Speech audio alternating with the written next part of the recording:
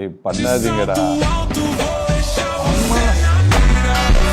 இந்த ஸ்கல்லு கில்லுங்கெல்லாம் போட்டு பெரிய விஷயம் மாதிரி இந்த ரீலை காட்டுறது ஓகே தான். ஆனால் கொஞ்சம் ஸ்லிப் ஆச்சுன்னு வைங்க, சுடுகாட்டுக்கு சொல்லியாச்சா? சொல்லியாச்சுங்க sir. Multiple ligament injuries, head injury கூட ஆகலாம். இந்த மாதிரி விஷயங்கள்லாம் ட்ரை பண்ணக்கூடாதுங்க. ஒரு ட்ராமா சர்ஜனா சொல்கிறேன், தயவு செஞ்சு கேளுங்க. உங்களோட வலிமையை வச்சு மற்றவங்க வாழ்க்கையை எப்படி நீங்கள் பாசிட்டிவாக இம்பாக்ட் பண்ணணும்னு யோசிக்கிற ஒரு ஆளாக இருந்தால் என்னை ஃபாலோ பண்ணுங்க. ஸோ இந்த சேலஞ்சு பார்க்குறதுக்கு வேணா ஈஸியாக இருக்கலாம், சின்ன பசங்களே பண்ணுறாங்கன்னு எல்லாம் யோசிச்சு ட்ரை பண்ணலாங்க. ஆனால் இந்த சேலஞ்சுக்கு நீ ஸ்ட்ரென்த்து பயங்கர முக்கியம். கோரை பிரேஸ் பண்ண தெரியணும். அண்ட் உங்களோட பேக்கில் வலிகிலி இருக்கக்கூடாது, அதுவும் ரொம்ப ஸ்ட்ராங்காக இருக்கும். அண்ட் உங்களோட முட்டி கீழே பிடிக்கிறாருல்ல, அவருக்கும் பயங்கர கோர் ஸ்ட்ரென்த் இருக்கணும். ஏன்னா அவர் கொஞ்சம் ஸ்லிப் ஆகி நீங்கள் ஃப்ரண்ட்ல விழுந்தீங்கன்னு வைங்களேன், ஏசிஎல், பிசிஎல், பெட்டல்லார் டெண்டன்னு, ஹிப்பில் கூட உங்களுக்கு டயர் ஆகிறதுக்கு சான்ஸ் ஆகலாம். அண்ட் விழும்போது தலையில் அடிபட்டுச்சுன்னா பெரிய பிரச்சனைங்க. அந்த மல்டிபிள் லிகமெண்ட் இன்ஜுரிஸை ரிப்பேர் பண்ணி நீங்கள் ரீஹாப்லேருந்து வெளியில் வர்றதுக்கு 2 வருஷம் ஆகும். எங்க வாழ்க்கை ஏற்கனவே நம்மளுக்கு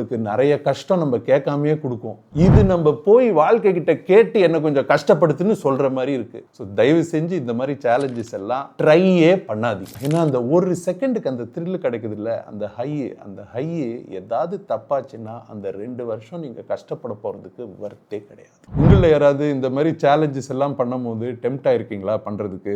கீழே கமெண்ட்ஸ்ல போடுங்க.